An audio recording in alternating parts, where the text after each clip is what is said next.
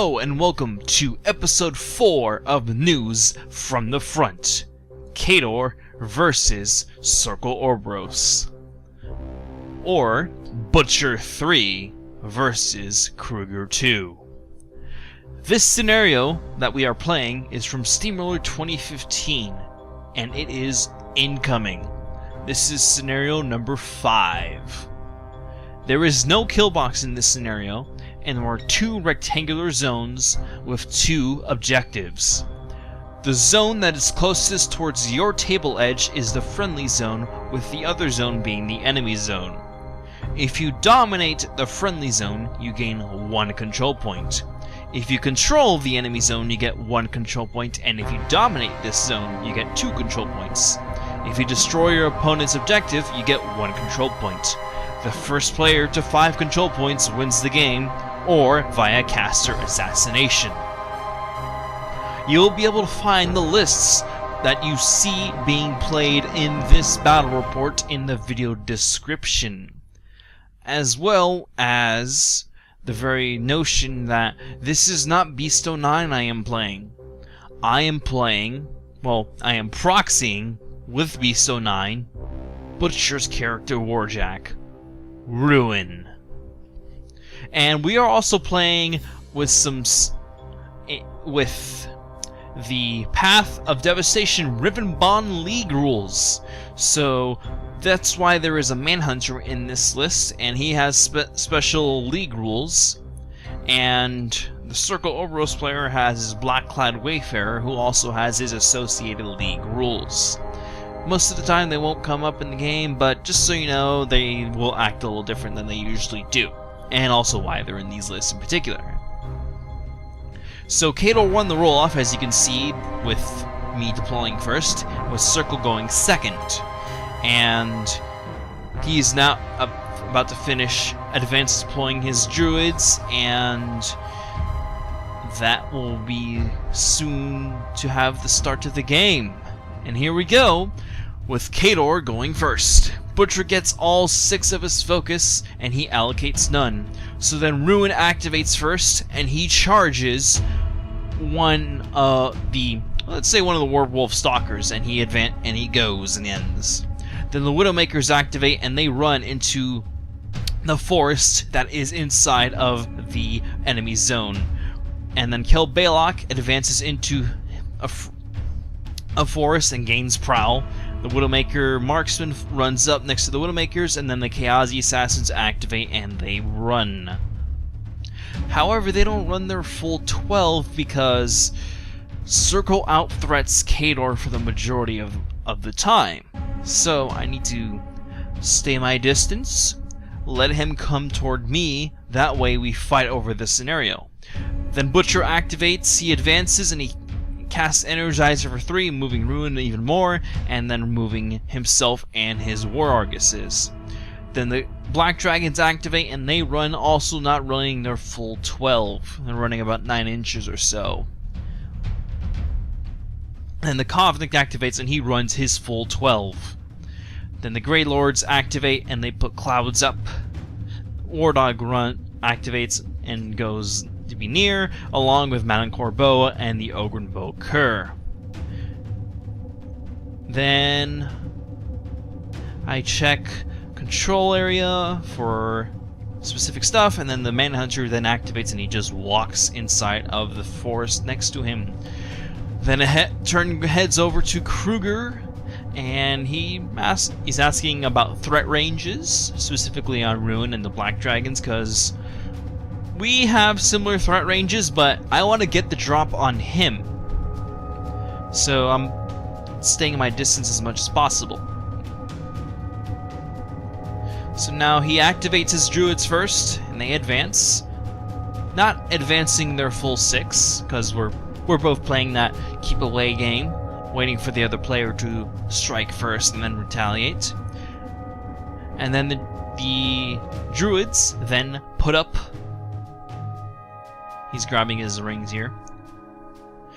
They put up a bunch of, what are they called? Vortexes. That way they're a bunch of clouds, and if I'm inside of them I get -2 to my attack rolls. and the druid leader, the officer puts up vortex, and the druid leader puts up counter magic. So that's a certain distance depending on the models inside of the unit, and a base distance, I want to say 4 inches, measured from him that no spells can be cast.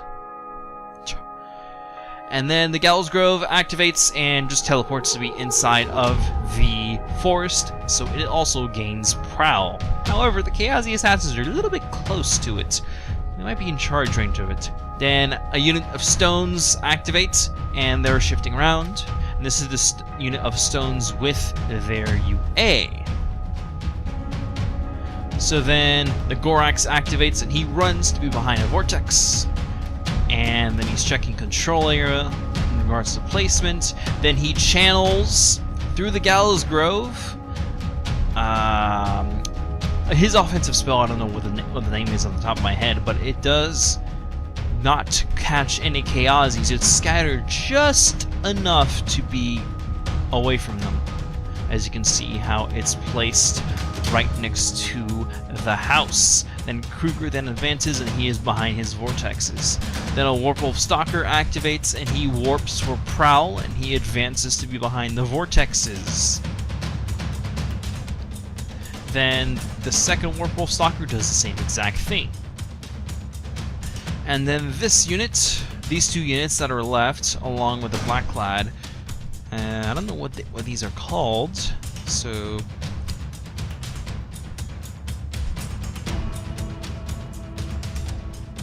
Well, first he activates the second unit of shifting stones, and he's shifting them around.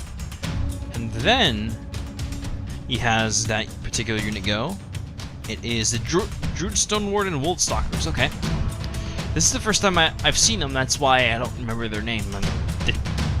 I've really never played against them before. So they shift around, and that is indeed shallow water, not deep water. Then he's asking about my guns and what range they have, and they're all range 14. Then it heads over to my turn. Then I have Kell Bailoch activate immediately, allocating no focus, and he aims. And then we check for Stonewall range. He is out of range. He needs an 8 to hit this druid. He misses the first shot, but kills with the second shot.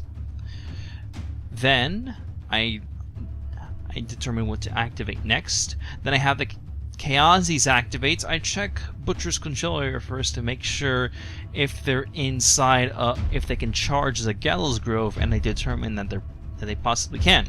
But first I activate the Widowmakers first. 2 of them aim, and the other 2 shift around.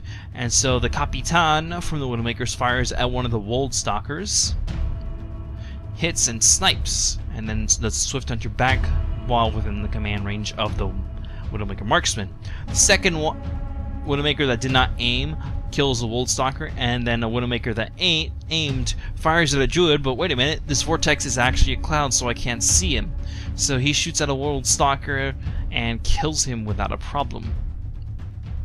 Then the last Widowmaker takes a shot at a Wold Stalker and he's out of range. So now I have the Widowmaker Marksman go, and he takes a shot at a Druid, because I need these to go as soon as possible, and he misses his shot. He needs a 10 and rolls an 8. So then I have Saxon Orc activate, and he advances to be behind the house, and he gives Pathfinder over to the Kayazys, and they charge. Well, they issue a charge order, and one of the Kayazy charges the Gallows Grove, and then another one runs to give gang bonus to his fellow brethren that charge the Gallows Grove, giving him that nice Mat 9, which is kind of useless against an immobile target. But the POW 12 is what matters, so he kills that Gallows Grove without a problem.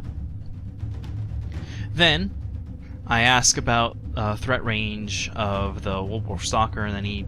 Actually, no, I was thinking out loud, and so I basically knew how far to stay back, and I measured Butcher's controller to get an idea of what that distance looked like. Then I have the Manhunter activate, and he runs. He's speed 7 thanks to league bonuses, so he actually ran 14 inches here. Then I have the Kovnik go, and he puts Shield March up onto the Black Dragons in case if I need that full 8 inches of movement. Then the Black Dragons go, they pull up a Shield Wall order, and they're not moving their full 8. No way. They are not moving within threat range of that Wolf Stalker. So they bunch up. pushed up quite a bit actually, since Kruger 2's feet pushes a lot, and depending on with how I place these guys, they would still be in shield wall after being pushed around with the feet. So then I'm deciding whether or not to pop Iron Zeal. And I actually spend quite a bit of time on it, and then I check Butcher's control area again to get an idea of what that Wolf Stalker's threat range looks like, and I decide not to pop Iron Zeal. Then the Greylord Ternions activate and they advance around, and then they put some clouds up onto Black Dragons. Then the last Greylord Ternion, I guess he doesn't do anything. Probably didn't have line of sight or something. And I'm still deciding what to do here. Then I have Ruin. He advanced, and then he caused an abomination onto the Kayazy assassins, and they don't care, rolling that hard 9, matching the Underboss's command. Then the War Argus, then Butcher's unit go, and the War Argus's advance, and same with Butcher, and I cast no spells, and the War Dog advances, and then Madelyn Corbeau runs around to be behind the clouds in front of the objective. That way I can get a Madelyn Corbeau move off, depending on how he places his models. So then the turn passes over to Circle, and he's just doing cleanup in the maintenance phase, and then reaving his Fury. Then he checks his control area to get an idea of what to do next. He's looking at charging those Kayazy with Kruger, push him out of the zone, as well as clear some of them off. So let's see what he does next. So he's activating this Griffin here, and he's advancing and placing a proxy base, well, I should say flying into the forest, and then he's going to do his special ability, which does a POW 8 to all models within 2 inches of him, which is quite devastating against Kayazy. Kills 3 of them, but the 4th guy that's outside of the forest, that's right next to this Griffin, somehow manages to stay alive. We'll take that. So now he decides what to do next. Then he activates the... He's looking at the Stonewarder Wolfstalker's unit. So he activates and he's walking around, trying to stay out of melee range. Then they start shooting. Somehow, these things have guns. So he manages to kill one. Then he's taking more shots and missing. And that unit's done. Then he activates the Black Clad, and he's moving up ever so slowly, staying behind the wall. Then he casts a spell at these Kayazy and kills one of them. I think it's his spray. That's another model that I don't see. Yeah, it was a stone spray. It's Black Clad's another model I don't really see much from Circle, so I'm not really entirely familiar with him. Then I think he just activated his Gorax, and then he activates his shifting stones and places the Wolf Stalker into the zone. Then he's adjusting a placement, and also to make sure that he has 2 of the Kayazy in melee range. Decides what to do next.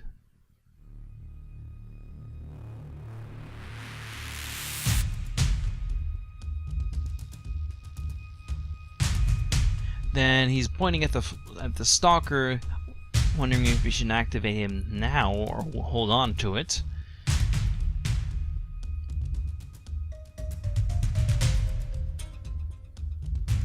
So then Kruger activates, and he casts telekinesis on himself, and he's deciding where to place himself.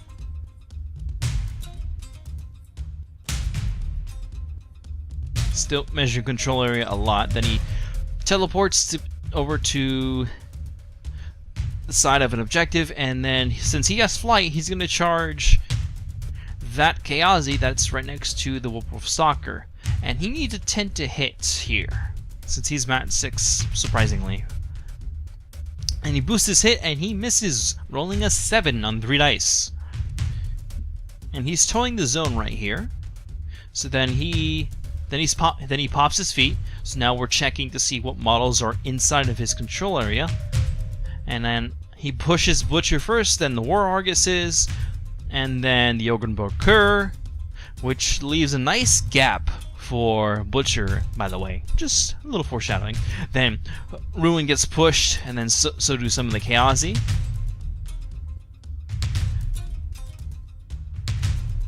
And he doesn't push all the Kayazy out of the zone, so I'm still contesting there.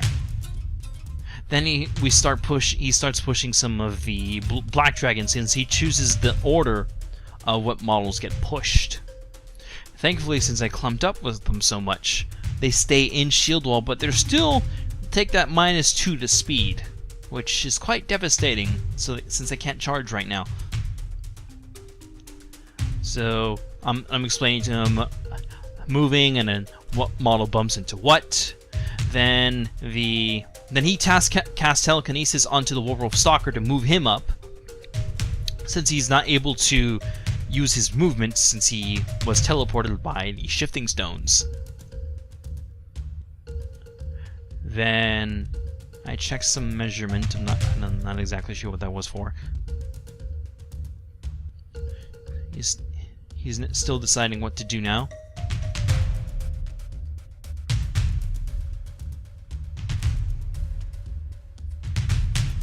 Still deciding what to do. Then the Druids activate, and they're advancing into the zone. They really need to clear off these Kayazy.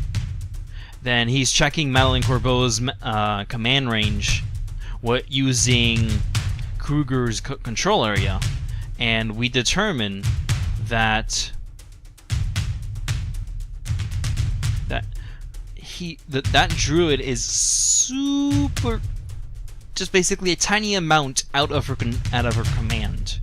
However, that Stalker is still there, so he hasn't activated just yet. So now the Druids they casting some spells, miss those Kayazy, and the other ones are putting up vortexes. And note, the unit leader casted a spell, an offensive spell. He did not put up vortex, so there is no null magic right now.